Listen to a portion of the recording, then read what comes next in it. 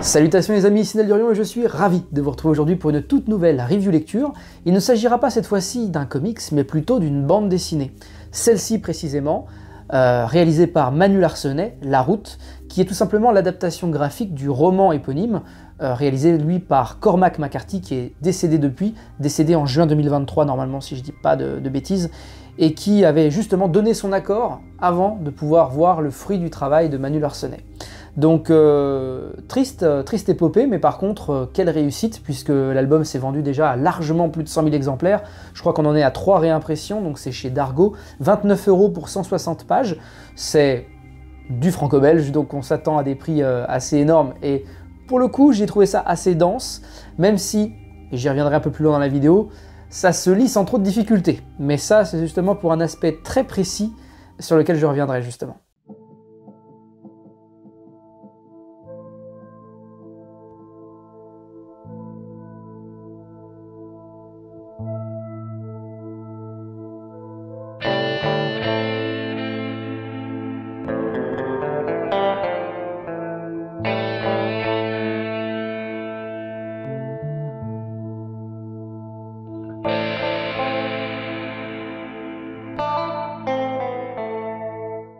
Il y a eu une adaptation cinéma en 2009, Viggo Mortensen qui prêtait ses traits pour incarner le père de ce petit garçon qui, ensemble, eh bien, vogue vers une horizon assez funèbre, on va pas se le cacher, puisque le principe c'est simplement univers post-apo de ouf.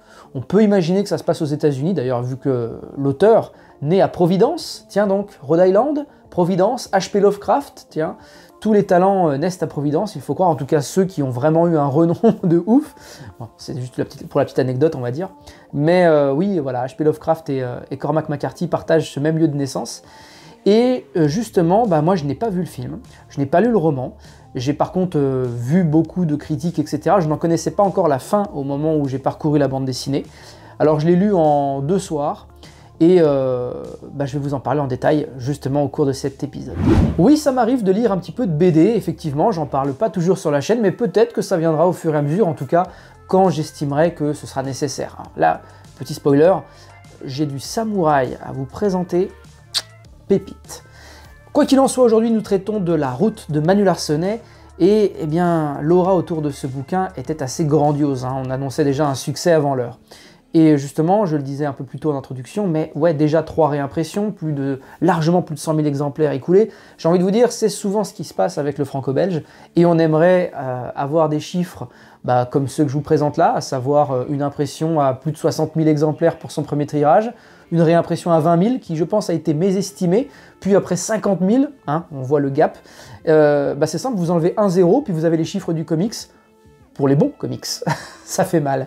Voilà, mais en tout cas, Manu Larsenet nous présente cette œuvre, donc c'est un auteur qui a 55 ans au moment où l'œuvre sort environ, qui est atteint de bipolarité, je me suis un petit peu renseigné sur le personnage, donc c'est quelqu'un qui vraiment fait sa thérapie par le dessin.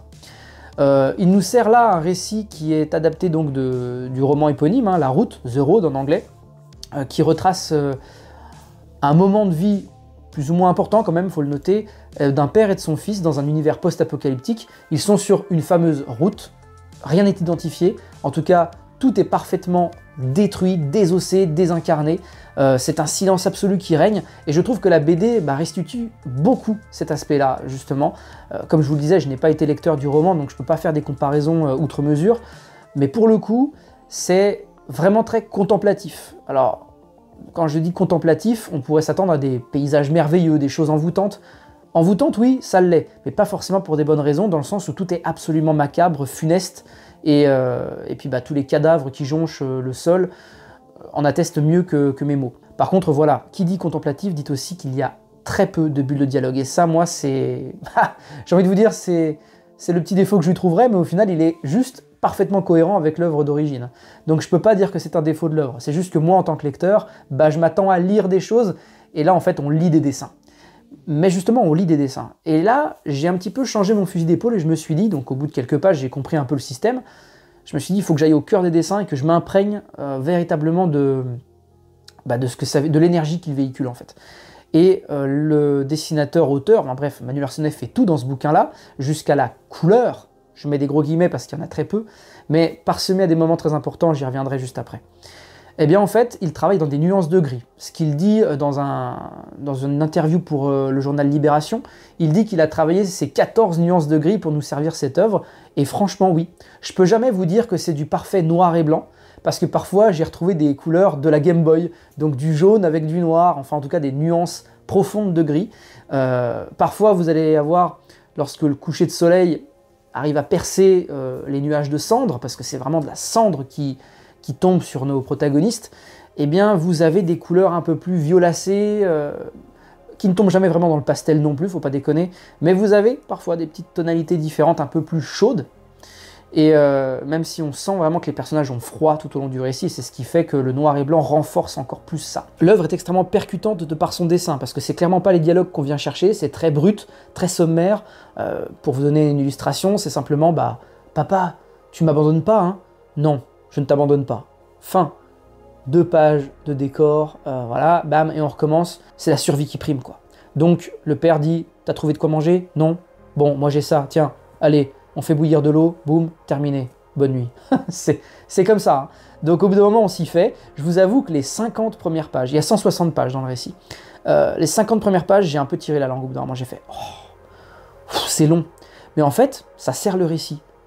Il ne faut pas s'y tromper. Ça s'appelle la route. Cette route, on n'en connaît pas le début, et on n'en connaît même pas vraiment la fin finalement.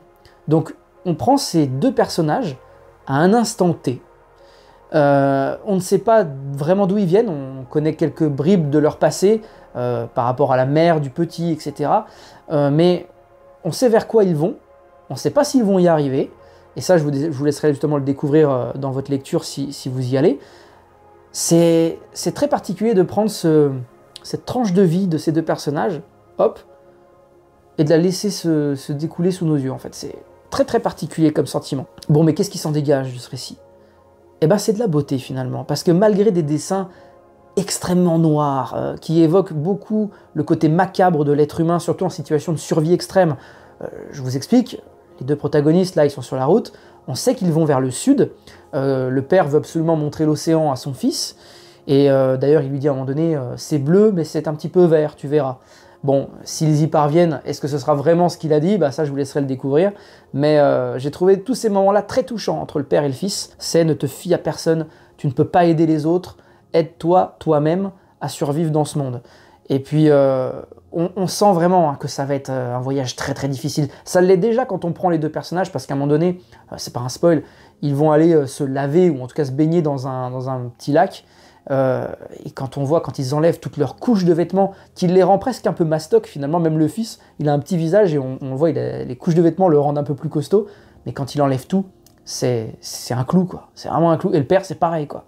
On se dit mais comment ils arrivent à pousser ce caddie? Oui, parce que j'en ai pas parlé de ça, mais c'est un père, son fils, mais il y a un 3e personnage dans l'histoire, c'est le caddie. C'est un caddie qui est plein de je ne sais quoi, en tout cas de vivres, pas assez, mais plein d'objets hétéroclites, et qui vont les aider, donc des allumettes, des trucs comme ça, bref, qui vont les aider. Il y a un réchaud aussi dans leur périple, et c'est toujours là où j'entends le mot 3e personnage, c'est pas pour rien, c'est vraiment quelque chose qu'ils doivent camoufler, cacher au regard des autres, ils doivent veiller dessus, l'attacher, un petit peu comme un cheval, quoi. C'est des moments, moi, qui m'ont mis un peu le sourire, je me suis dit, ah oui, lui, le caddie, faut pas l'oublier quand même. Et voilà, bon, ils vont croiser, je vous le dis, des gens qui représentent tout le mal absolu en fait. Mais en même temps, ce mal absolu est né de la volonté de survie extrême de l'être humain. Donc, les cannibales, on les imagine facilement, des choses comme ça. Mais, waouh, le gamin qui est affecté par ça, on se met vraiment à sa place. Là où le père est plus détaché, parce qu'en fait, il est désabusé, quoi. Mais le gamin, lui, il a encore un espoir de « tiens, j'aimerais bien aider les gens, machin ».